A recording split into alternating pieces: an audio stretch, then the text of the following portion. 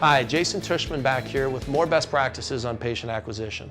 Today we're going to talk about scheduled to attendance rate, really important key performance indicator in your business in order to drive profits as high as possible. What we're really talking about is how well does your office use time in order to get you in front of new patients. The goal that you should be looking at when it comes to new patients is 70%. We want 7 out of 10 new patients that schedule an appointment with you to show up. Now, it's ideal to say we want 100, but it's not realistic, okay? But when you're talking about new patients from marketing, you should be able to get 70% of them to show up in your office. If you aren't, you need to understand what the problems and solutions are that have to do with driving that number higher. Now, to get to 70%, the number one problem that most practices face that prevent them is the time that it takes to get in to see you from the point that a consumer schedules the appointment. So we want to measure the weeks, okay, that it takes from the point that your office speaks with the consumer to when they have their actual appointment.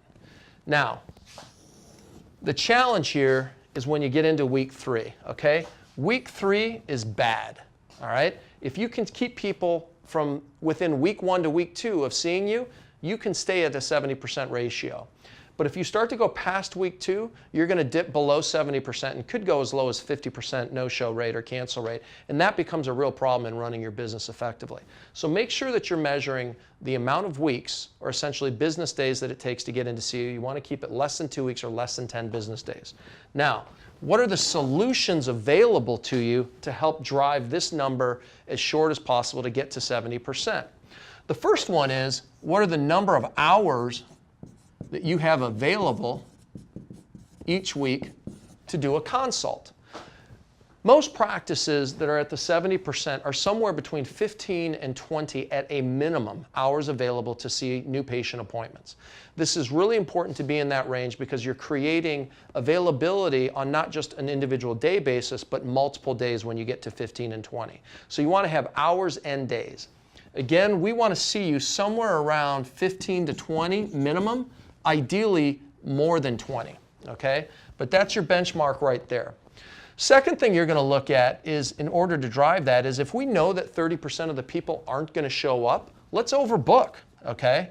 So we can overbook in the time periods that we know we have available, because we already know that 30% or so aren't going to show up. So let's overbook by 30%, or whatever your cancellation rate is. So if you schedule 10 appointments in a day with 10 hours, schedule 13, because you know 2 or 3 or perhaps 4 aren't going to show up. So you can layer those overbookings every other hour, every hour, and that'll help you fill into that to maximize your schedule. Now, the worst thing that you can do to drive this rate up, but it is opportunistic depending upon how busy your practice is charging a consultation fee, okay?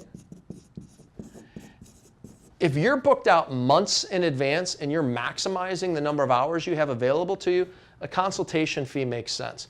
But if you're a younger practice trying to grow, a consultation fee does not make sense. Now, what you can do, though, is charge a reservation fee, or essentially a cancellation fee. The problem is this can negatively impact your lead to schedule rate, another really important key performance indicator. So when you start to look at adding a credit card to your process, either through a consultation fee or a cancellation fee, make sure you also understand its impact to lead to schedule rate, because it is going to negatively impact your lead to schedule rate. Hope this helped you. Look forward to seeing you next time.